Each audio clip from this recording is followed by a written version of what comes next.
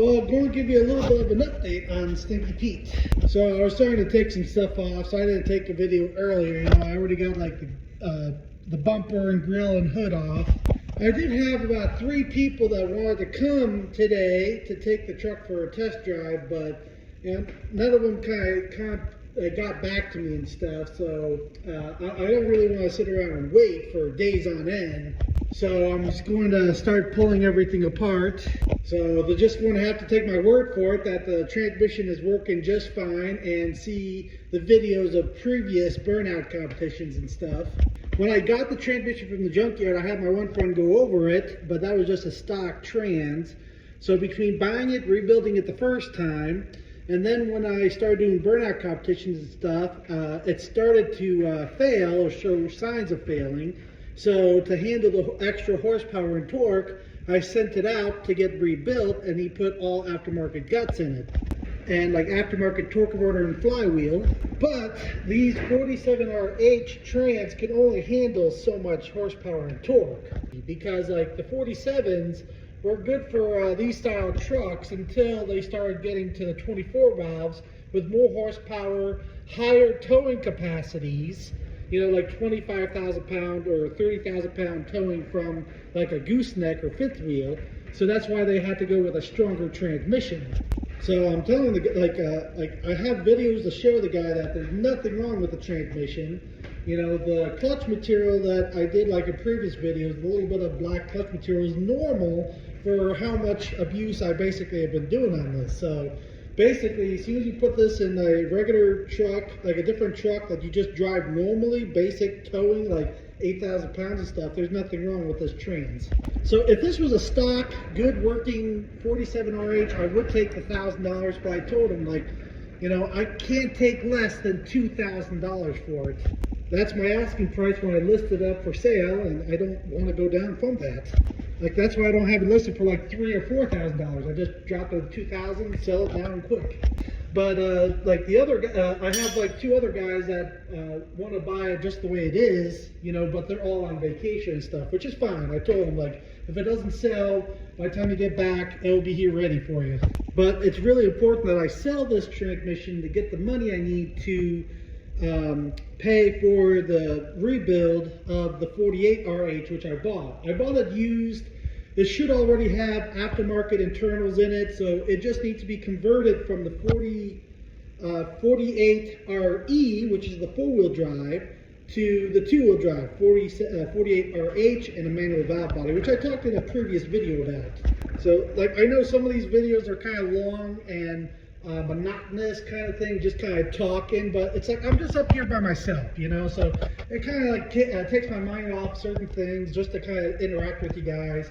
You know, helps pass the time or take a little break from the truck if I get aggravated at something. I know it doesn't seem like it, but I hate doing mechanical work. So like I'll work on Stinky Pete for like a half hour, sit in the chair in the corner for about an hour playing on my phone or something like that. Go maybe work on it for like an hour or so, go back and sit in the chair for like an hour. It's like I work on it for a little bit, I kind of lose my patience on it, and I go sit back down. I don't know how to put it in words. That's the way I figured out how I can get things done by taking my time. Like, I'm not getting paid for any of this, you know, this is all costing money out of pocket. It's like a hobby kind of thing. It's a very expensive hobby, which I have put myself in a lot of debt, but, you know, at least I don't have like the addiction of like drugs and alcohol. But I think that might be a little bit of a cheaper alternative right now besides this. Like, literally, that exhaust manifold was like $900, and that turbo was like $1,500. The connecting rods were like another $1,500. And the shifter, why do they want, like, the cheapest one I could find is $500? You know, it's just, wow. It's like you can't believe how expensive parts got in the past like 5 years.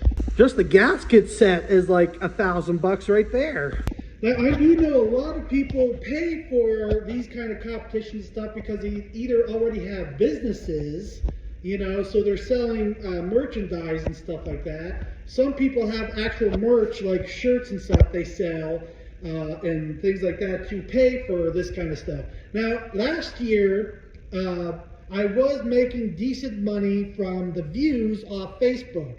Now TikTok, I only get maybe about $40 to $60 a month from views. It came out to something like every million views, I think, is like $150 or $200 or something like that on TikTok. On Facebook, that used to be $600 or so. No, wait a minute. I think it was $300 for every million views or something like that. And then they changed the payout. No, it was $160 for every million views. But they changed it where it's only now about $40 to $60 for every million views. So like on Facebook, I was doing really well last year. Throughout the whole year, I averaged a little over $1,500 a month. So like last year for the whole year, I actually made $16,000 from the views. Of course, you still got to pay taxes on it at the end of the year, but that's what I use to pay for I use half of that money to pay off the first, like the more recent engine rebuild.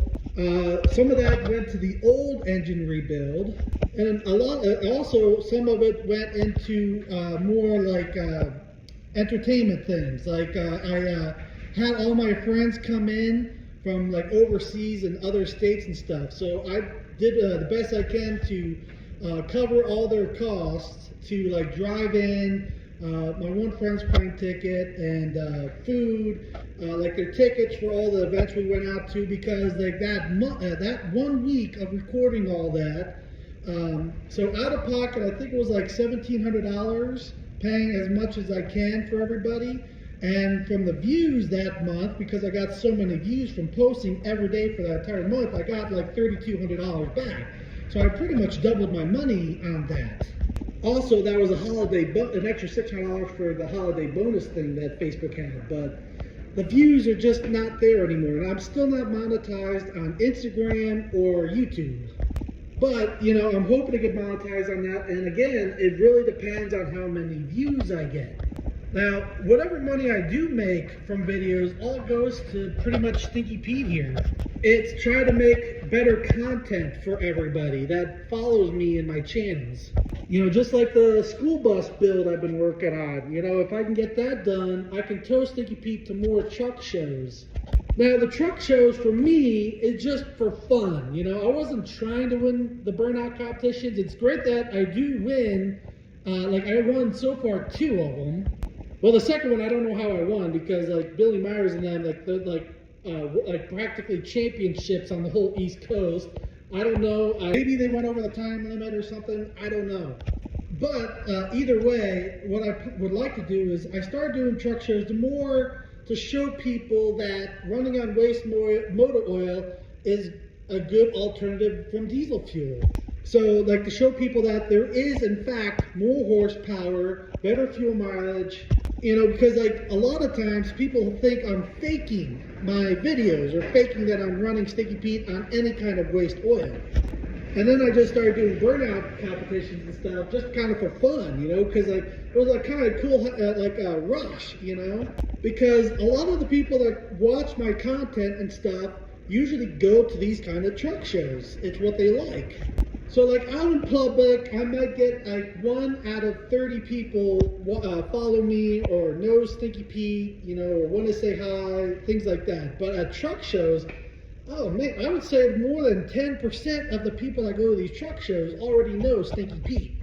So that's just kind of what kind of got me into it, especially when I went from a fat, retarded, you know, kid growing up, getting bullied and homeschooled and things like that because the bullying got so bad. You know, nobody cared about me, you know, so when I started going to the truck shows and people actually wanted to talk to me, interact with me and stuff like that, it still to this day bothers me. It's like but I want to keep doing it, you know, especially like so many kids come out to the truck shows, and like my one friend picks on me all the time about it, especially the first time like a whole group of kids wanted my autograph.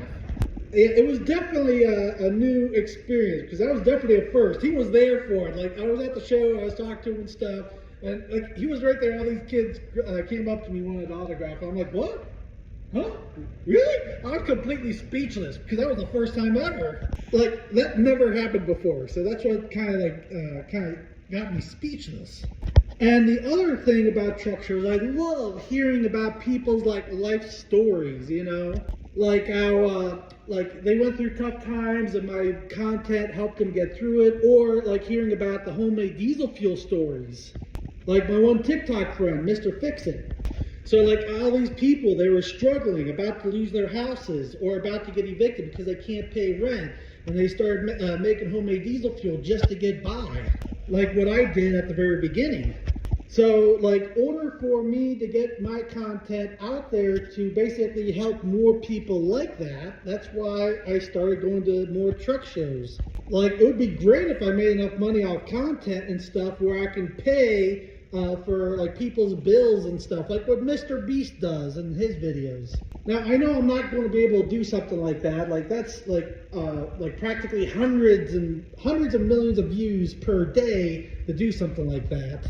But just to getting the opportunity to get more people like kind of interested in homemade diesel fuel and alternative fuels, out of the box thinking type deals. That's why I want to keep doing burnout competitions and stuff. And like maybe later on, like basically make a Stinky Peet Mark II that has like reinforced frame and stuff, like I was talking about in a previous video. Then I can maybe do take it down to drag strip and stuff. Maybe actually do some of those highest horsepower dyno pulls. So like some of that might disqualify me because a lot of competitions like drag strips and things like that, it's not legal fuel. Like NASCAR, you can't use certain fuels or certain things because it gives you an unfair advantage. But burnout competitions and things like that, like there's no regulations on it. You just go in and like put on the biggest show or performance. There is a scoring system between like how you tip in, how close you get to the barriers, things like that, that earns points to win the competition. But there's nothing on what vehicle you could drive, what horsepower, what fuel, nothing, you know? Like a lot of, like some of the like regular open class drag strip things are the same way. You could put practically anything together and just go down there because you're just competing against yourself, how fast you can get down the track. You know, oh, there's like hill climbing competitions, you know, you put the big paddle wheels on the back, you know, and try to go up a hill or sand dunes or anything like that, really.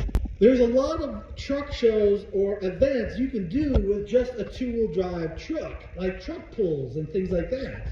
That's the kind of stuff I would like to do at a later date, but the problem is, like, that's, like, I gotta get like a 1-ton frame, box it in, roll cage, racing seats. There's a ton of work I gotta do to make a truck like that. But Stinky Peet Mark II is what I would like to do as a Mad Max type build. So like a first gen Dodge body style like this, sand it all the way down to bare metal, like just like do like a salt vinegar wipe down and let it rust and corrode. So it kind of gives it that old look to it. And basically, like I said before, like just a Mad Max kind of build. So it definitely won't be road legal, so I definitely would have to basically tow the truck everywhere. But hey, these are dreams of mine. What can I say? It'd be nice to like drive that bus towing Stinky Pete and stuff to these events and having fun, doing something I enjoy. Now, I do have some like supporters of my like Stinky Pete and me, you know, which I can't thank them enough for all their help. So like Casey, he basically owns and runs Diesels of New York.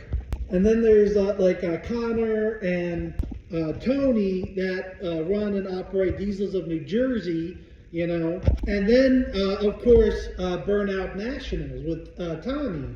And all the other drivers over there, like Billy Myers and Randy, you know, like even from the beginning when I just had Stinky Pete with a stock 12 valve, you know.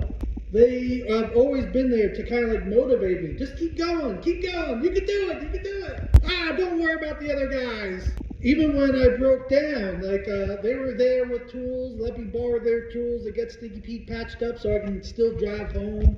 Things like that. It's like it basically all became like a family type. So like they've been expanding into other states and basically other countries. So like I want to basically keep like join them, you know, but I just gotta get basically Stinky Pete up to like make it up to par basically to compete to some of these guys, because some of these other places will have like you have like brackets that you can enter in, like open class, like pro class and things like that. Of course, Stinky Pete is not even near pro class, but I want to at least have a decent like open class type thing. That's why I'm doing all this work, so I could just kind of join my family basically in other events. You know, like just for fun. Like, of course, I can't beat most of the guys I was running with. I can't beat them, but I just go and have fun with it. That's why I did like the flamethrower exhaust system and stuff, and added lights and flags. It's just for fun, you know, just for show. You know, do something a little different, you know? Like the fireworks and things like that. It's just different. People don't normally do that kind of stuff. You know, kind of like that wow factor.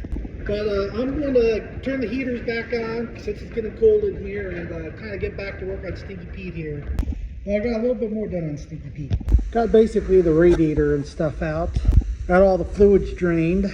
You can see all the oil that was coming out of the turbo. The intercooler is like full of oil. The radiator support is pretty much ready to come out. I just need an extra set of hands. And got off the phone with a friend of mine. He's going to be doing the transmission for me. And our prices for parts are a little shell shock.